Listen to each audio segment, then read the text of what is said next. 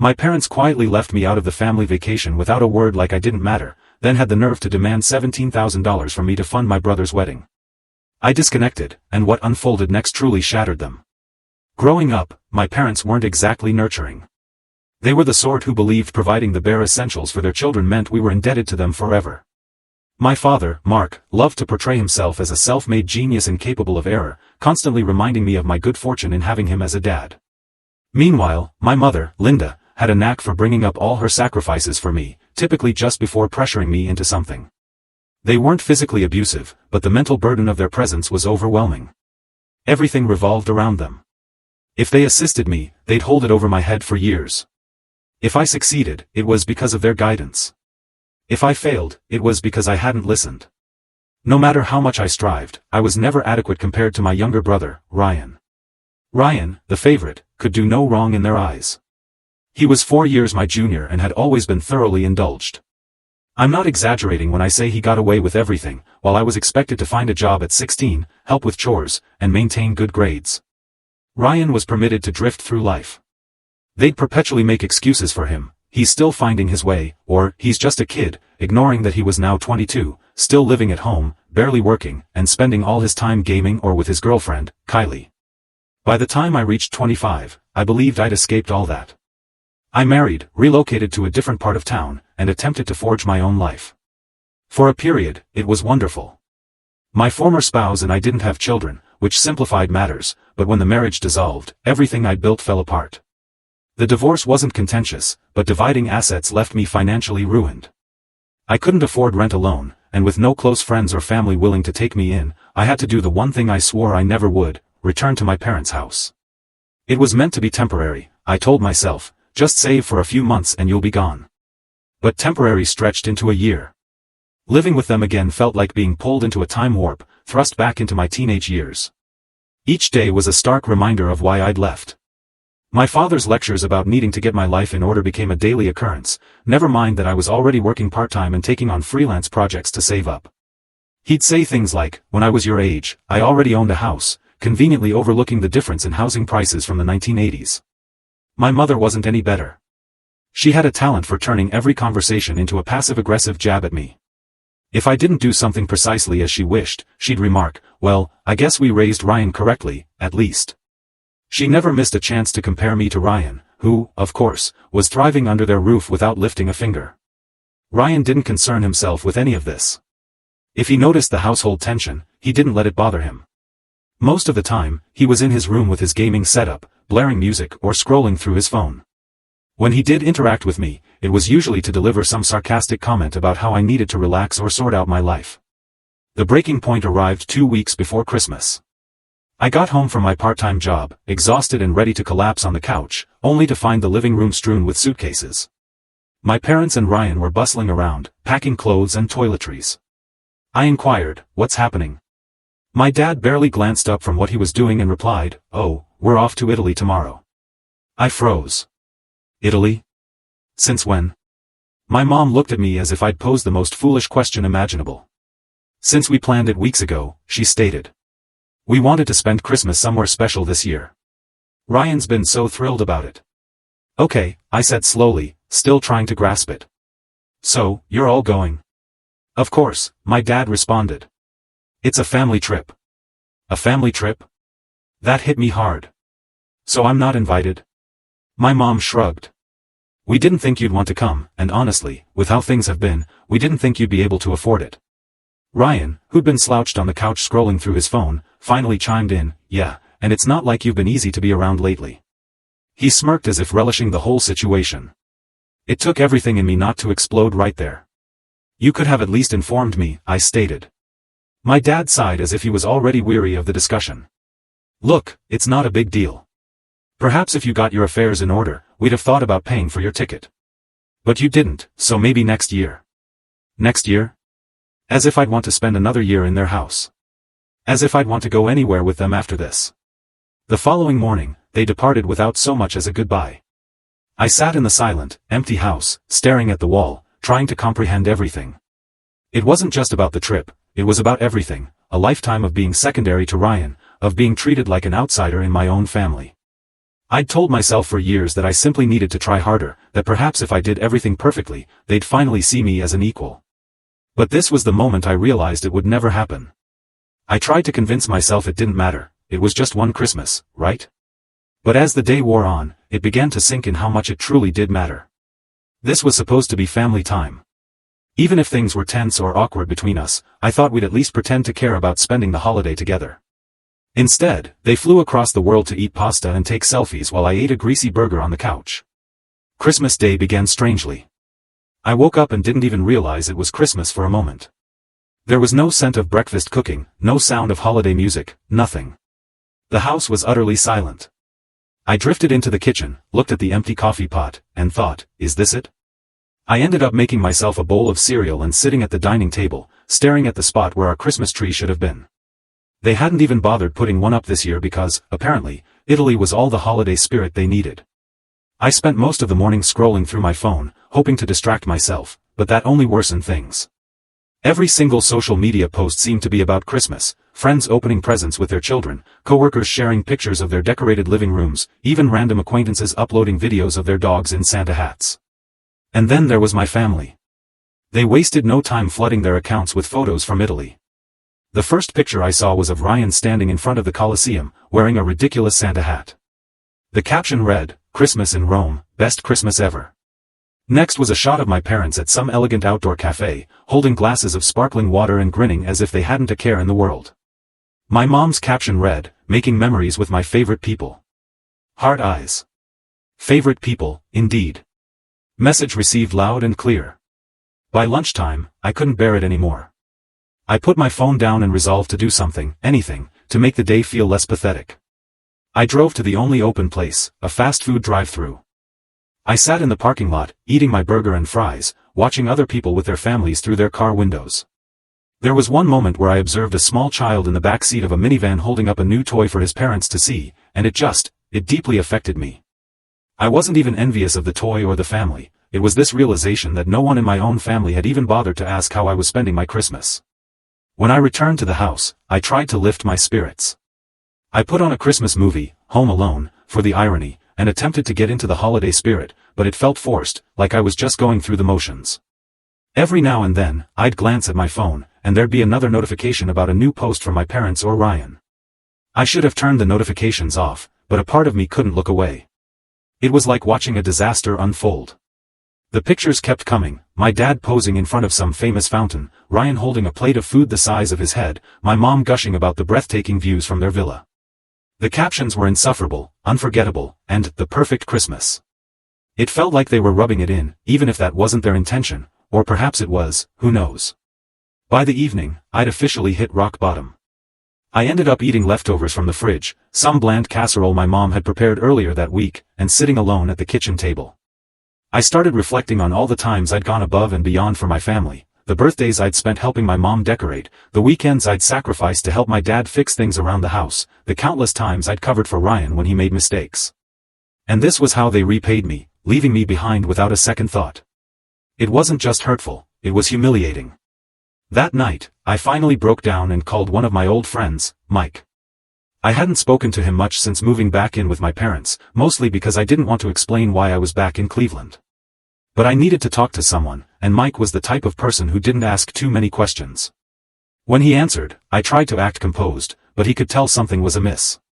"Hey man," he said, "Merry Christmas. How's it going?" I hesitated. Yeah, same to you. It's fine, just a quiet day." "Quiet? What about your folks?" I could have lied, but I was too tired to maintain the pretense. "They're in Italy," I said flatly. "They left last week." There was a long pause. "Wait, what? You didn't go with them?" "Nope.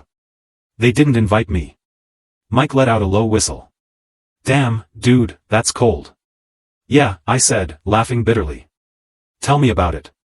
We ended up talking for a while, mostly about random things, old memories, silly jokes, anything to divert my mind from the wreckage of my Christmas. By the time we hung up, I felt a little better, but the knot in my stomach remained. Something about that Christmas made it resonate more deeply. Perhaps it was because I was older now and beginning to grasp just how dysfunctional the dynamic was. Or maybe it was because I'd finally exhausted all excuses for their behavior. Whatever it was, I knew something had to change. I couldn't continue living like this, letting them treat me as an afterthought while I bent over backward to please them. That Christmas was a wake-up call, even if I didn't fully comprehend it at the time. It compelled me to start contemplating what I desired for my life and what I was no longer willing to tolerate. But at that moment, all I could do was try to make it through the night. After the Italy debacle, I assumed things would settle down. I mean, how much more could my parents and Ryan push? I was wrong, so incredibly wrong. A couple of days after their return, I was sitting in the living room, attempting to avoid them as much as possible. I had no interest in hearing about the best Christmas ever for the millionth time. But, of course, my dad decided to call a family meeting. It wasn't truly a meeting, it was just them deciding they required something from me, which was essentially how every family meeting unfolded. Dad began with his typical serious tone, leaning forward as if about to impart some profound wisdom. "We've got something important to discuss," he said, as if he hadn't just spent thousands of dollars on a lavish trip. "It's about your brother." My stomach clenched. Whenever the conversation started with Ryan, I knew it would conclude with me being drawn into something I didn't want to do. "Ryan proposed to Kylie while we were in Italy," Mom added with a proud little smile, as if he'd just won a Nobel Prize or something. "It was beautiful. They're so happy." I barely managed to nod. Congrats, I guess." Ryan, of course, was sitting there, smirking as if he'd just conquered the world. "Yeah, we're planning a spring wedding. It's going to be amazing." I was already getting irritated. They hadn't even informed me about Kylie being part of the trip or the engagement, and now they were acting like it was the highlight of the year. But I kept silent, knowing where this was headed. Then Dad leaned back, folded his arms, and dropped the bombshell. "We're going to need your help with the wedding expenses." I blinked, sure I'd misheard. "Wait, what?" Mom interjected, all sweet and condescending. "It's not just you, honey, we're all contributing. But weddings are expensive, and Ryan and Kylie are young. They don't have the resources yet." Ryan nodded as if that was supposed to make it all perfectly clear. "Yeah, we're still figuring things out. It'd mean a lot if you could contribute." I stared at them. "How much are we talking about here?" "Oh, not much," Dad said casually, as if asking for a cup of sugar. "Just $17,000. That's not unreasonable for a family contribution." I laughed, I couldn't help it. $17,000? Are you serious? You want me to give you that? Mom tilted her head as if I were the unreasonable one. "It's not just for Ryan, it's for the family. Weddings are a big deal. You've been through one yourself, so you know how it is." That comment stung more than I'd care to admit. My own wedding had been a disaster, not because of money, but because of the relationship itself. And here they were, acting like I should feel honored to shell out my non-existent savings for Ryan and Kylie's fairy tale. "Look," I said, trying to keep my voice steady, "I don't have that kind of money. And even if I did, why would I spend it on this? You guys just got back from a luxury trip. Maybe cut back a little instead of asking me to cover the bill." Ryan finally spoke up, his tone annoyingly smug. "Wow, way to be supportive. This isn't just about me and Kylie, it's about family. You wouldn't even be living here if it weren't for Mom and Dad.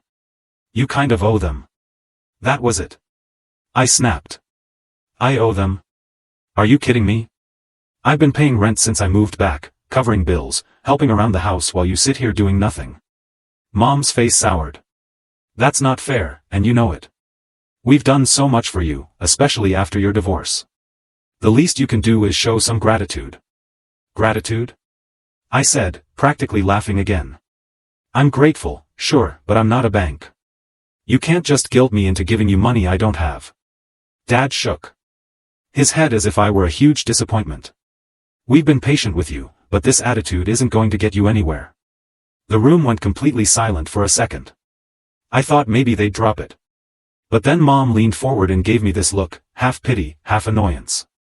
"Honey, think about it this way, you're single, you don't have kids to worry about or a spouse to support. It's not like you have any major expenses." That one hit me hard. They made it sound like my life was worthless just because I didn't have a family of my own, like I wasn't allowed to save for myself or have my own plans. "Unbelievable," I muttered, standing up. "No. The answer is no. I'm not giving you $17,000. Not for this. Not for anything." Mom gasped as if I'd just slapped her. "How can you be so selfish? This is for Ryan, for family. I'm not selfish. I shot back. You are. You've spent my whole life putting him first, and now you expect me to fund his wedding? No way. As I turned to leave, Dad said, if that's how you feel, then we need to reevaluate the arrangement here. You're living under our roof, and we've been more than generous. Maybe it's time you start paying your fair share of rent. I froze in the doorway. I already pay rent. Not enough, he said. If you're not going to contribute to the wedding, then you can contribute more here. I wanted to scream. So let me get this straight, if I don't give you money for Ryan, you're going to make me pay more rent? Mom nodded, all calm and self-righteous. It's only fair. You've been here long enough. It's time to step up. I didn't even respond. I just walked out of the room and slammed the door to my tiny bedroom. My heart was pounding, my mind racing. How had it come to this? How had I ended up back in this house, stuck in this poisonous cycle? I thought I was doing the right thing, moving back to save money and get back on my feet. I sat on my bed for a long time, staring at the wall, trying to process everything. They truly expected me to produce $17,000 for Ryan's wedding, and when I refused, they decided to penalize me for it. It wasn't even about the money anymore, it was about control. They'd always used guilt and manipulation to keep me in line, and now that I was asserting myself, they didn't know how to cope. I felt something shift inside me. I was done being their doormat. They could call me selfish, ungrateful, whatever they wished. I didn't care anymore. My answer was no, and it was going to remain that way. The entire situation with my family escalated to a new level of absurdity a few days after the family meeting. Just when I thought they couldn't get more entitled, my mom cornered me in the kitchen while I was eating a sandwich. She had this excessively sweet tone, the kind she used when she was about to present some manipulative suggestion she assumed I wouldn't see through. So, I've been thinking, she began, sitting down opposite me. You've got that car sitting out there, and it's in really nice shape, isn't it? I frowned. Yeah, it's fine. Why? She smiled as if she'd just conceived the most brilliant idea ever. Well, you don't really need it, do you? I mean, you work from home most of the time, and when you go out, you're not going far. What if you sold it and put that money toward Ryan and Kylie's wedding? It would make such a difference, and we could all help you get a cheap used car later on if you truly need one. I just stared at her. Was she serious? Wait, I said, holding up a hand. You want me to sell my car, my only car, to help pay for Ryan's wedding? She nodded as if this were the most reasonable suggestion in the world. It's not just for Ryan, it's for the family, and you'd be helping out so much. Besides, think of how much money you'd get for it. It's a nice car. I couldn't believe what I was hearing. Mom, I need that car. It's not just for work, it's my only way to get anywhere. I'm not selling it. Period. Her smile vanished, and she gave me that disappointed look she'd perfected over the years. You're being so short-sighted. This is an opportunity to show Ryan and Kylie how much you support them. Family helps family, you know? Right, I shot back, but apparently family only goes one way in this house. I'm not selling my car, and that's final. She sighed and stood up, shaking her head. I don't know why you're being so stubborn. You're making this harder than it needs to be. Then she walked out of the kitchen, leaving me sitting there, seething. That conversation was the absolute last straw. They wanted me to give up my car, the one thing I'd managed to retain through all the hardship I'd endured, just so they could throw an extravagant party for Ryan and Kylie. It wasn't just entitlement anymore, it was outright lunacy. I decided right then and there that I had to get out of that house, no matter the cost. From that moment on, I began secretly plotting my escape. I wasn't about to let them talk me into anything or manipulate me into staying. Every time they mentioned the wedding or family contributions, I'd nod along, pretending to listen, while in my head, I was devising my next move. The first step was securing a place to live. I spent hours scrolling through apartment listings, searching for anything even remotely affordable. Most of what I found was either far beyond my price range or so dilapidated that I'd likely fall through the floor the moment I stepped inside. But eventually, I located a tiny studio apartment on the edge of town. It wasn't much, just one room with a kitchenette and a bathroom, but it was clean, and the rent was low enough that I could manage it. When I went to see the place, the landlord seemed dubious about renting to me. I didn't blame him, I wasn't exactly flush with cash, and my credit wasn't great after the divorce. But after I scraped together the deposit and promised to pay the first month's rent up front, he agreed to let me move in. The catch?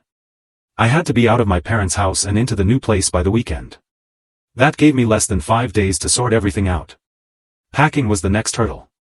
I didn't possess a vast amount of belongings, but I knew I couldn't just start loading boxes into my car in broad daylight. If my parents or Ryan saw me, they'd demand to know what I was doing, and I wasn't in the mood for another guilt trip. So I decided to do it in secret. Over the next few days, I began packing little by little, sneaking boxes out to my car when no one was around. I'd wait until my mom was upstairs or my dad was in the garage, then grab a few items and make a swift trip to the car. It felt absurd, like I was some kind of criminal planning an escape, but it was the only way to avoid another confrontation. By Thursday night, I was almost ready to go. My car was packed with everything I needed, and I had the keys to my new apartment in my pocket. All I had to do was make it through one more day without alerting anyone. That night, I waited until everyone was asleep before making my move. I gathered the last of my things, just a couple of bags and a box of miscellaneous items, and quietly carried them out to the car. I sat in the car for a while, staring at the dark, silent house. If I tried to explain myself, they'd twist my words, guilt me into staying, or somehow make me feel like the villain for desiring my own life. Leaving quietly was the only way to seize control. Finally, I started the engine and pulled out of the driveway, careful not to make too much noise. I didn't know what the future held, but at least it was mine to determine. After I left, I didn't just move out of my parents' house, I severed all ties completely. I wasn't half-hearted about it either. I stopped answering texts and calls from my mom, dad, and Ryan on my phone, social media, and even email. I left no avenues for them to exploit. It might sound harsh, but I knew how they operated. If I gave them even an inch, they'd use it to guilt-trip me or manipulate me into returning. I couldn't allow that to happen. I'd made my decision, and for once, I was sticking to it. That peace didn't last long, though. About 2 months after I moved out, I started hearing through the grapevine that Ryan and Kylie's wedding plans were spiraling into a disaster. I hadn't asked for updates, it was just one of those things people seemed to think I'd want to know about. Honestly, I didn't care much, but the stories were so ridiculous that I couldn't help but pay attention. Apparently, my parents had overextended themselves considerably.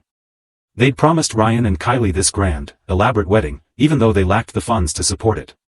They'd been counting on me contributing and probably assumed I'd eventually give in, but when that didn't happen, they were left scrambling for money. From what I heard, they tried to get Kylie's family to pitch in, but that didn't go over well. Her parents flat out refused, stating, "If you can't afford a wedding, don't have one." Honestly, I respected that. Of course, my mom didn't take it well. She tried to play the victim, complaining about how unfair it was that Kylie's family wasn't assisting, but Kylie's mom wasn't having it. She told my mom, "It's not our responsibility to pay for your son's wedding." Ouch. I wished I could have been a fly on the wall for that conversation. Meanwhile, Ryan was caught in the middle of it all. From what I heard, he was getting frustrated with my parents for overstepping and with Kylie's family for not compromising. But instead of taking charge of the situation, he just let the chaos swirl around him. Classic Ryan, always expecting someone else to clean up his messes. The breaking point arrived about a month before the wedding. Kylie presented Ryan with an ultimatum: either he established boundaries with my parents, or she was done. She was fed up with my mom micromanaging every tiny detail and my dad attempting to cut corners to save money. She wanted a partner, not a mama's boy, and she was prepared to leave if he couldn't resolve it. At first, Ryan chose my parents, of course. They'd been coddling him his entire life, and he wasn't about to upset the status quo. He told Kylie she needed to relax and that my mom just wanted what was best for them. Apparently, that didn't go over well. Kylie called off the engagement, packed her belongings, and moved back in with her parents. It was a mess. My parents were furious, not at Ryan, but at Kylie for abandoning him. My mom even called Kylie ungrateful, which is ironic considering she was the one who ruined the entire thing by trying to control everything. Ryan, for his part, sulked and portrayed himself as the victim, telling everyone how heartbroken he was. About 2 weeks after Kylie left, I received a call from an unknown number. I normally don't answer those, but something prompted me to pick up. Sure enough, it was Kylie. "Hey, it's me," she said, her voice quiet but resolute. "I know we've never been close, but I just wanted to say I'm sorry." I blinked, completely caught off guard. Okay. Sorry for what?" "For everything," she said. "For not standing up for you sooner. For all of it." I didn't say anything, mostly because I didn't know what to say. She continued, "I didn't realize how bad it was until I was in the middle of it. Your parents are a lot, and Ryan just lets them do whatever they want. I tried to stick it out, but I couldn't anymore. I'm sorry they put you through that. Her words surprised me. It wasn't like I needed her apology, but hearing it felt validating. For years, I'd been treated as if I were the problem, as if I were the selfish one for not bending over backward to please my parents. And now here was Kylie, someone who'd experienced it firsthand, telling me I wasn't crazy. Thanks, I said finally. I appreciate that. We talked for a little while longer, mostly about the wedding drama and how my parents had tried to take over everything. She said she wasn't sure if she and Ryan would reconcile, but she didn't sound optimistic. He's too tied to them, she said. I don't think he knows how to function without their approval. After we hung up, I felt a strange mix of emotions. On one hand, I felt bad for Kylie, she didn't deserve to be dragged into my family's mess. But on the other hand, I couldn't help but feel a little vindicated. Perhaps now people would start to see my parents and Ryan for who they truly were. A few days later, I received another call, this time from Ryan. Hey, he said awkwardly, can we talk? What do you want, Ryan? I asked, not bothering to conceal my annoyance. I messed up, he said. Kylie left, and Mom and Dad are panicking, and I feel like everything's falling apart. I leaned back in my chair, waiting for him to get to the point. I know I've been a jerk, he said finally. I should have stood up for you. I should have, I don't know, been a better brother. I just want to say I'm sorry. For a second, I didn't know how to react. Part of me wanted to accept his apology and move on, but another part of me couldn't forget all the times he'd stood by while our parents treated me poorly. Look, I said, I appreciate the apology, but I'm not ready to forgive you. It's going to take time. A lot of time. Ryan sighed. Yeah, I get that. I hope we can fix things someday. Maybe, I said, but not today. For the first time, Ryan had acknowledged how dysfunctional things were. It didn't resolve everything, but it was a beginning.